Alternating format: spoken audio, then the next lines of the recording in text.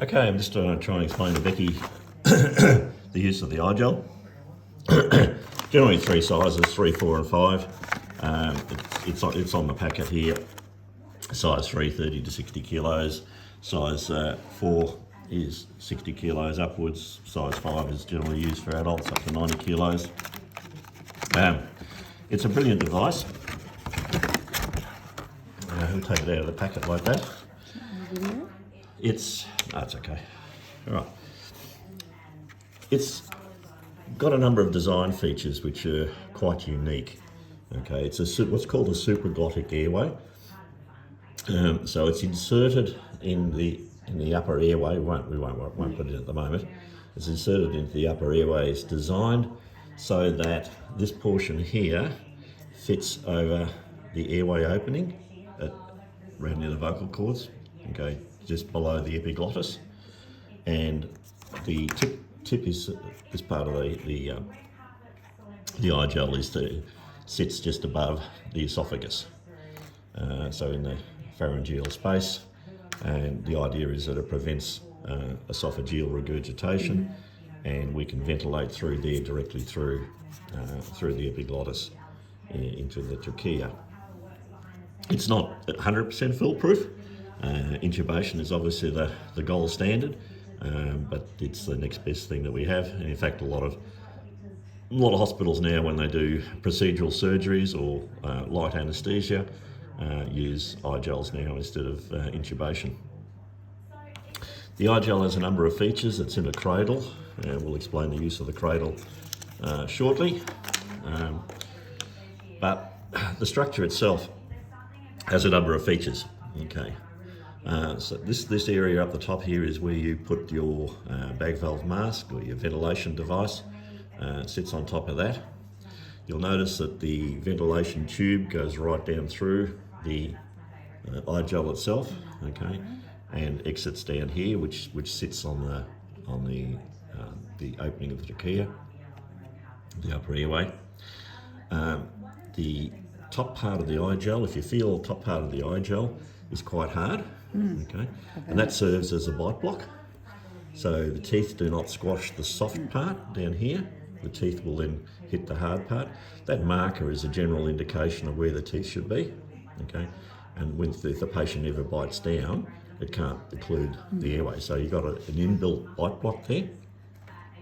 The device is also fairly broad, okay. You'll see that the flange is broad.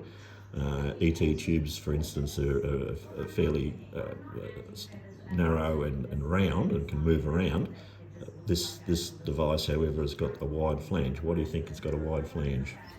Well, it's going to actually sit nicely in that airway. Sit nicely in the airway, yeah. And it's not going to be able to rotate around because it's got a wide flange. It's just going to sit there. It's more resistant to moving around. Okay. The other part of the device down here is a little notch. Okay. That's called an epiglottic block, okay, and it's designed so that the base of the epiglottis, the flap that closes the airway when you swallow, sits in that groove. Okay, the epiglottis is connected to the base of the tongue, and so it sits in there, and it prevents the epiglottis from folding over and blocking the airway. So the base of the epiglottis sits in here, and it's sort of, the epiglottis will then sort of flap out like this, okay, and sits in the base like that rather than flopping over the airway and obstructing the airway. So that's what that little feature is. It's an epiglottic block. Okay, to use the device, what we generally do is we take it out of the cradle, okay. Usually there's some lubricating gel attached, okay, and in this part of the cradle there, we spread some KY jelly, which is a water-soluble lubricant, okay, and then we just smear that to the back, the sides, and the front of the Igel, okay, so it just adds as a lubricating aid. This is going to be difficult. When we're inserting this, okay, you put the head in the normal sort of sniffing position.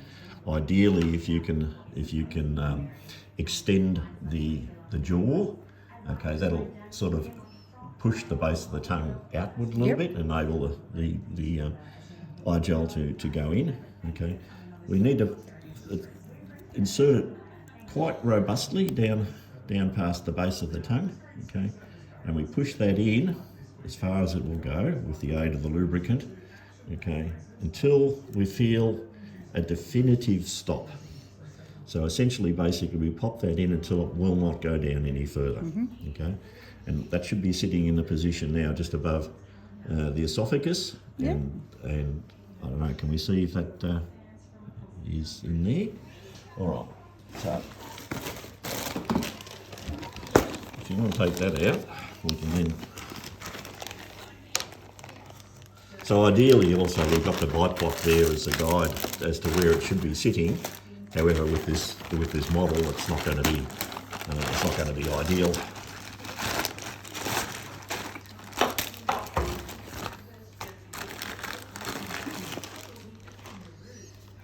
That's all right. Just whack the end of that onto the end of this.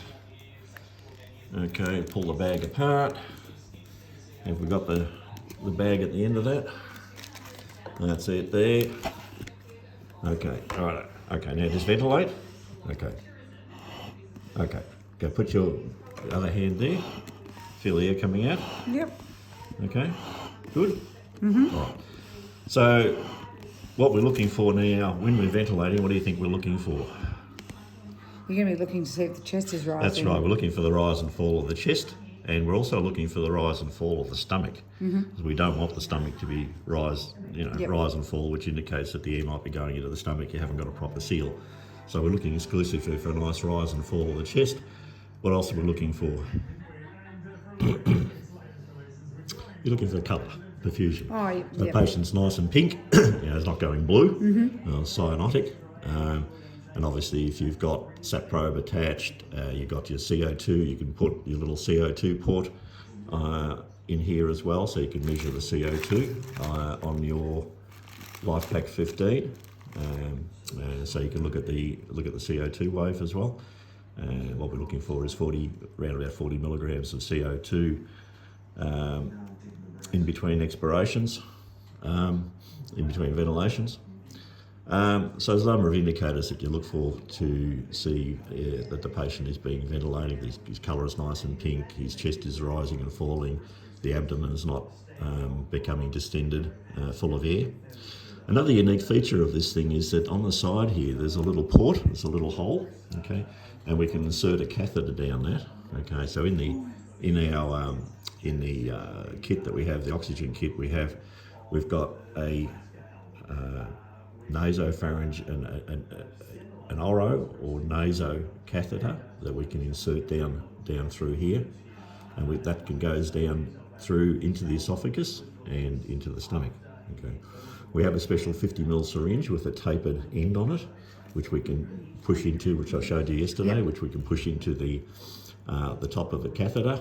Okay, and then we can suction out any air or stomach contents from that fluid and stomach contents as well to lessen the risk of gastric regurgitation. So that's another feature of the Igel. So we don't have to separately insert it through the nares, through the nose, or through the side of the mouth. We can just use that to feed that through into the esophagus as well, which is another good feature. And lastly, what we need to do is to secure that. So we generally tape that around once we're happy with where it's situated. Yeah. All right. Any questions on that? No. Good. Excellent. So listen, Ed.